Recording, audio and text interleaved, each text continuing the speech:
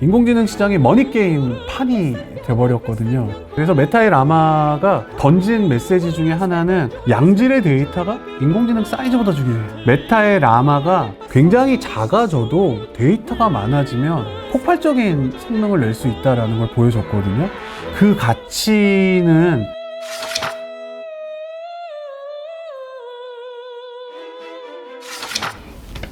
안녕하세요. 외진골목의 골목대장 박외진입니다. 오늘 골목길 안에는 메타 라마의 이야기가 들어 있습니다.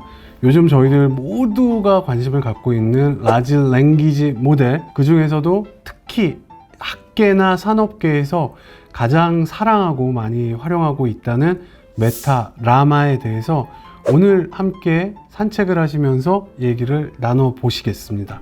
오늘 골목 입구까지 저랑 같이 함께 해준 피규어는 바로 신세기 에반겔리온에 나오는 세대의 에반겔리온 중에 한 대, 초호기입니다.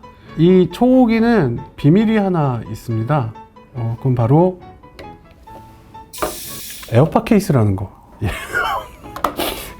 그래서 저는 늘 초호기를 제 옆에 두고 사용을 하고 있습니다.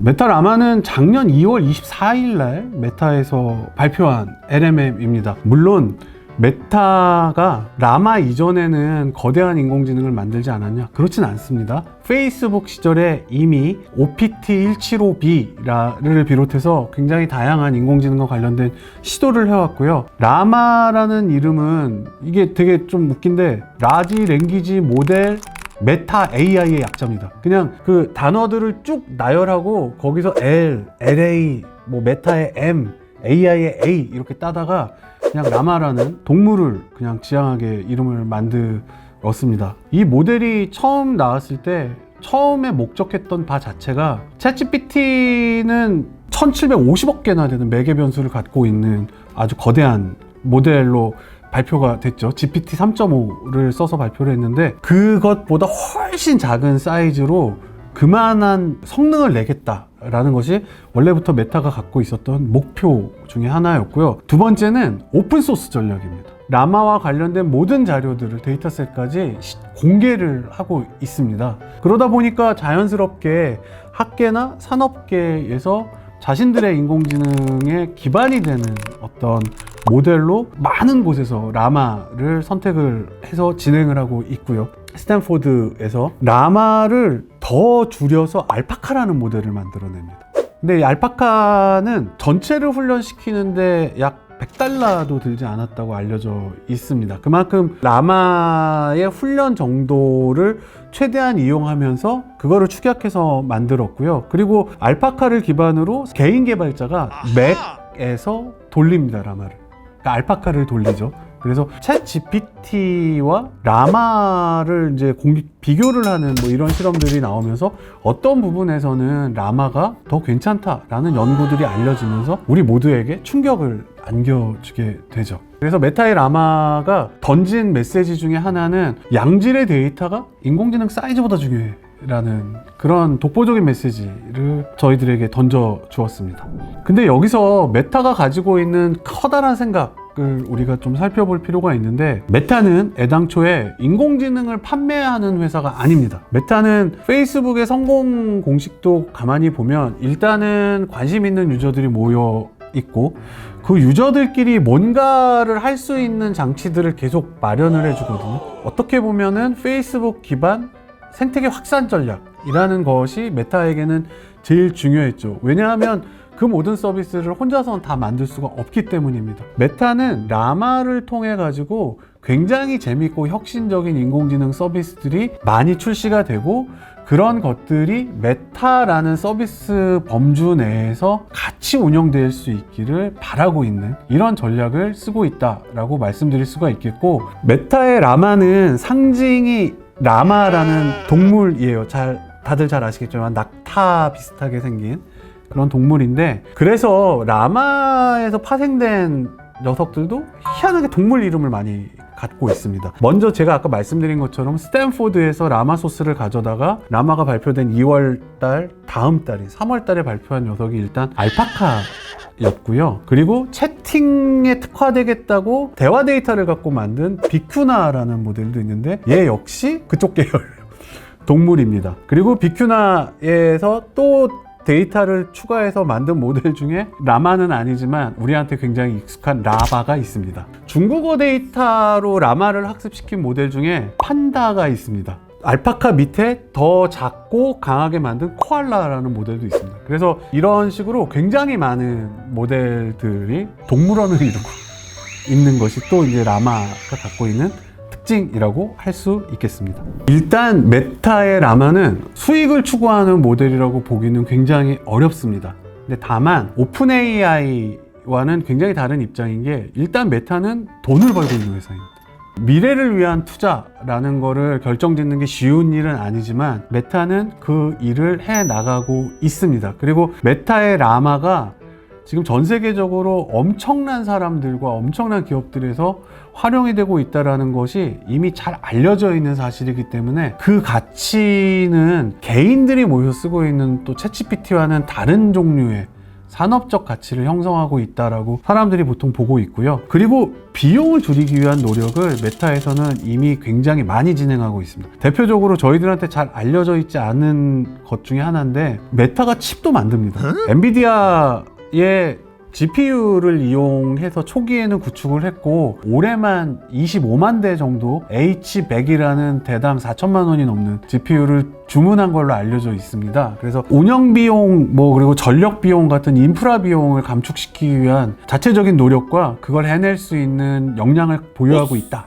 라는 점이 오픈 AI랑 다른 점이고요. 두 번째로는 인공지능 개발을 하기 위해서는 굉장히 많은 기술적 요소들이 필요한데 메타는 이 기술적 요소의 대부분을 다 가지고 있습니다. 시중에서 인공지능을 만들 때 쓰는 파이썬 기반의 어떤 인공지능 개발 그 소프트웨어, 저희들이 라이브러리라고 하는 파이토치를 개발한 것도 메타고요. 그리고 이런 것들을 활용한 굉장히 다양한 소프트웨어들을 만들어서 외부에 공개하고 있는 곳이 또 메타이기도 합니다. 메타의 페어라는 곳에서 하고 있거든요. 그러다 보니까 일반적인 기업들과는 인공지능을 만들어내는 생산성이나 수준 같은 것들이 굉장히 압도적인 그런 기업이라고 말씀을 드릴 수가 있을 것 같습니다. 그래서 메타 라마가 시장에 던진 메시지는 데이터의 중요성이었습니다. 그래서 굉장히 작아져도 데이터가 많아지면 폭발적인 성능을 낼 수 있다는 걸 보여줬거든요.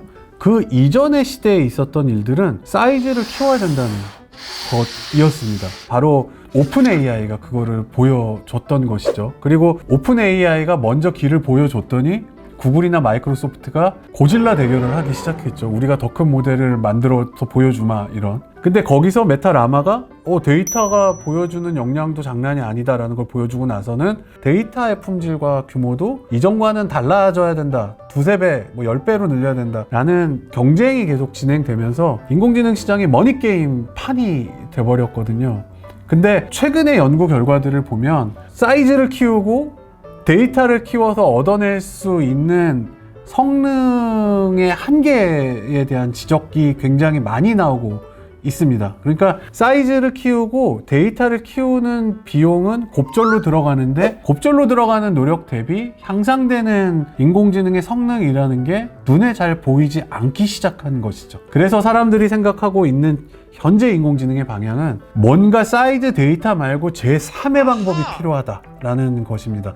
그게 바로 추론을 어떻게 잘 할 수 있을지에 대한 완전히 독자적인 연구 분야의 사람들이 눈을 돌리게 됐고요. 지금은 추론을 위한 인공지능을 누가 더 잘 만들 수 있을 것이냐에 대해서 굉장히 많은 경쟁들이 일어나고 있는 시기라고 볼 수가 있고 아마도 내년부터는 학습이 아닌 추론이라는 단어가 우리 인공지능 시장에서 굉장히 핫한 키워드가 될 것으로 기대를 하고 있고 이거에 대한 의식이 이달 7일에 발표된 라마 3.3에는 어느 정도 반영이 되어 있다 라고 저는 생각하고 있습니다.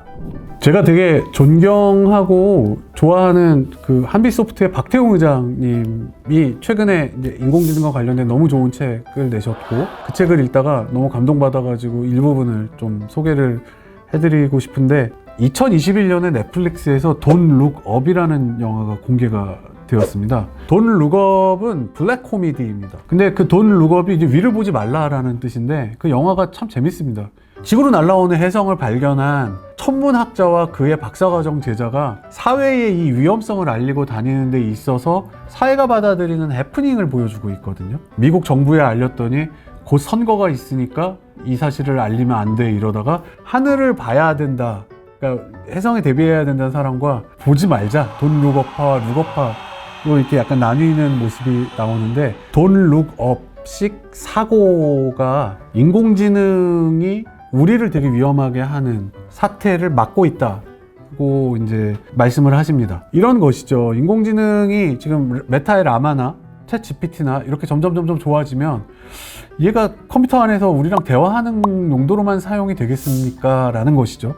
굉장히 많은 곳에 쓰이게 될 건데 이런 고성능을 가진 인공지능이 우리한테 무슨 짓을 할지에 대해서 고민을 해야 된다라는 건데 영화적 상상으로 고민하지 말자라는 것입니다. 뭐 얘가 뭐 반란을 일으키고 이런 게 아니라 굉장히 고도의 이상한 짓거리를 할 수 있다는 겁니다. 예를 들면 저희가 누군가가 저한테 저의 얼굴을 인식을 해서 계속 쫓아오는 총알을 쐈다라고 가정을 해보면 그 총알이 무슨 인류에 대한 반란을 획책하고 있는 건 아니지만 저를 굉장히 위협하는 무기로서 인공지능이 동작하고 있는 거 아니겠습니까? 이런 식으로 이상하게 활용이 돼서 인류에게 큰 위협을 줄 수 있다라는 것이죠. 그러니까 혜성이 날아오고 있고 어떻게든 막는 거에 대한 건전한 논의가 이루어져야 되는데 하늘을 올려다보지 말라라는 식의 그런 논의들이 지금 좀 안타깝다라는 그런 말씀을 하신 것이 그 책에서 이제 한 페이지가 언급이 되어 있었는데 그게 무척 인상적이어서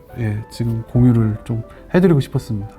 네, 요즘 인공지능 하는 사람들은 하루하루 머리가 아픕니다. 왜냐하면 매일 무슨 기술이 나오고 있고 뭔가 계속 일들이 생기고 있어요. 빅테크 기업들의 발걸음은 너무너무 지금 빠르게 가고 있어서 어찌 보면 그걸 사용해야 되는 사람들이 더 숨차오르는 이런 좀 상황까지 지금 오게 됐습니다. 하지만 우리가 갖고 있는 혜자는 뭐냐면 우리가 갖고 있는 뛰어난 응용 능력이라고 생각을 합니다. 그래서 누구보다도 메타라마를 현명하게 사용할 수 있는 수많은 사례들을 만들어낸다면 우리나라로 굉장히 많은 기술들이 모이게 되는 그런 상황이 일어날 것이다 라고 생각을 하고 있습니다. 그래서 우리에게 혜자는 우리가 갖고 있는 뛰어난 응용 능력일 것이다 라는 말씀을 드리면서 지금 골목길의 끝에 도착했습니다. 오늘 외진골목은 어떠셨는지 궁금합니다. 어느 때보다 화창한 날에 여러분과 같이 산책을 하게 돼서